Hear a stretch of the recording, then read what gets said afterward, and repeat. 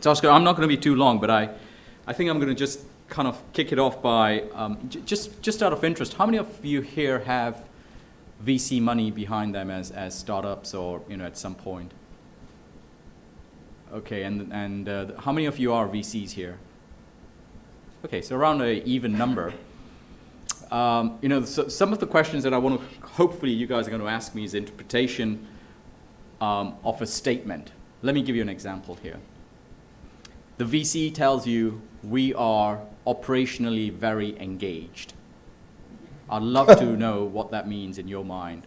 Anybody? One of the guys from the audience who's VC backed. What does that mean to you? We turn up at a board meeting once a month. Okay. He's a management consultant? Correct. Yep. Okay.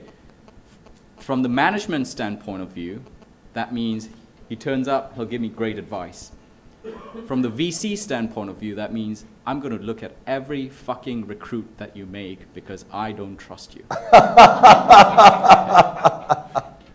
Period. So apologies for swearing. That's how VCs think. I kind of assumed that everybody's over 18 here. So anyway, I just wanted to kind of have one point that if you guys can take away today, which is no matter where you are in your funding cycle, there is one big pain that you all have, which is thinking, right? In fact, in our offices, once I do get an office, I don't have one right now. I have a statement on the top of my whiteboard which says thinking is hard, and it is. And I'll tell you why. As an investor, your thinking is normally around, boy, I've got to go raise $100 million and I better show some returns for it. And you do, after 6-9 months of intense legwork, doing anything you can, selling your body, selling your child, your wife, going all the way endless parts of the world, you kind of just managed to get $100 million put together. And then you have to go invest in all these businesses that you've kind of sold yourself as every business I invest in is going to be a super hit. Well, the reality we all know is that for every one business that you invest in, every 10 that you invest in, one will make it big. And there isn't any statistics to show me that, whether even star players like Sequoia or Kleiners have got any better stats than we do, than anybody else does. From the entrepreneur standpoint, his biggest challenge is to raise that one capital round, the first round being the most difficult ever, to persuade this VC that's just gone and persuaded somebody else to put money in to invest in him.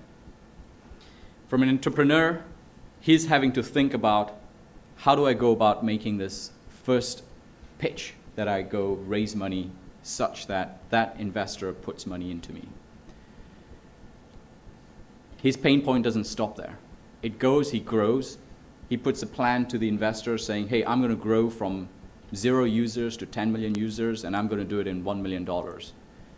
The VC at the same time is thinking, no, you're not going to take $1 million for that. That's going to take $500,000 because I've got to produce an ROI back to my investors, and you've got $500,000 to do the same thing that you want $1 million for. And these are, by the way, live examples, having been now both sides of the equation. And the investor walks away saying he's bought on $500,000. The portfolio, the company walks away thinking he's got a $1 million, and guess what? They've got to bridge this. And typically a financing round will happen somewhere in between, but that's what I call the compromised position, because both have walked away thinking they've won, and neither have won anything. What they've both done is compromised, where the VC knows that it doesn't know, but he's going to have to put more money in, and he's going to have to think through how he's going to explain to his investment committee why he hasn't been able to get to the point where he said he would. And the founder of the company is going to have to explain to the investor why he needs more money to get to where he's going to be.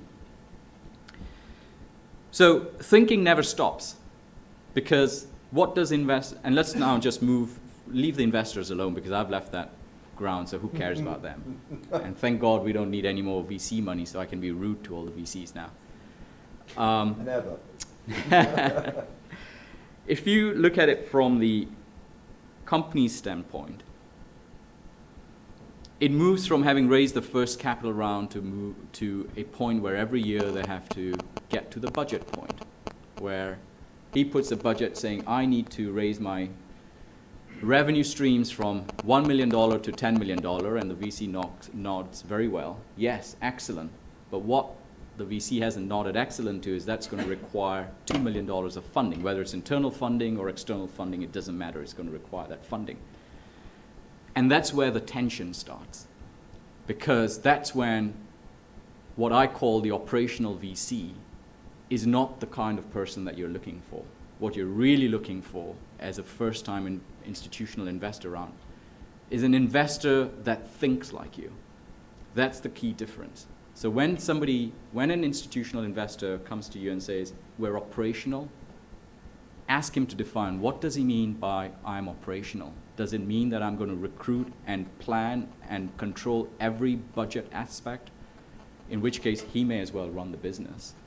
Or is he going to think the way you are thinking and support you the way that you're going to need support, so that you both can think to reduce the pain, but you're never going to eliminate the pain of growth. So that's going to be constant.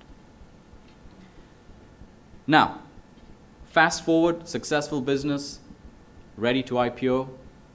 You think the pain stopped? No, it hasn't. Because the thinking moves from investors and your bankers who have now come in and said, well, brilliant, you've been all growing at 40, 50% year on year.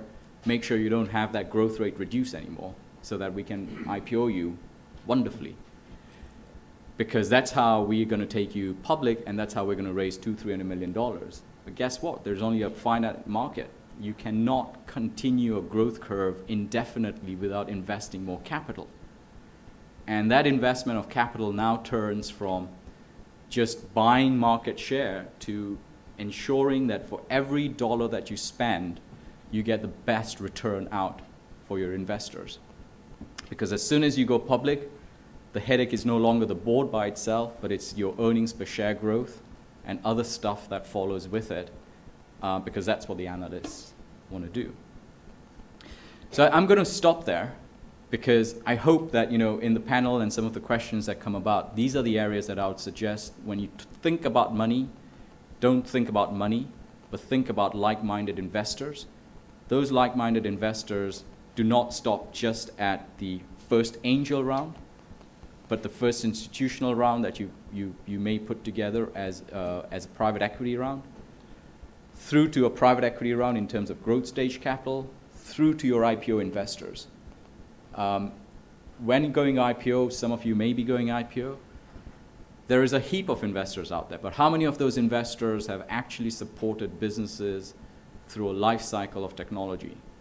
I don't know the answer to that question. But what I do know is that there is marked differences and quite a lot of data, for example, just as an example, between the investment style and expectations of institutional PLC institutional investors that invest in listed businesses in the UK and the US. Just as an example, Microsoft and Intel never paid dividends until 5 years ago. They had between the two, had over $70 billion sitting on the balance sheet because they wanted it as a war chest. They didn't find the war chest, and they've started paying a few cents on the dollar as dividends. I'll be hard pushed today to find a European business in technology that's allowed to retain that level of money in case an opportunity came around to acquire a business. Because the mindset in Europe is, if you have capital, that capital is better set with me as a shareholder than trusting the management team to have that capital for their deployment in the future. So these are just some of the anecdotal evidence points in terms of differences, things that you need to think through, and money is different all the time. Excellent. So, Thank you, Ash. Yeah.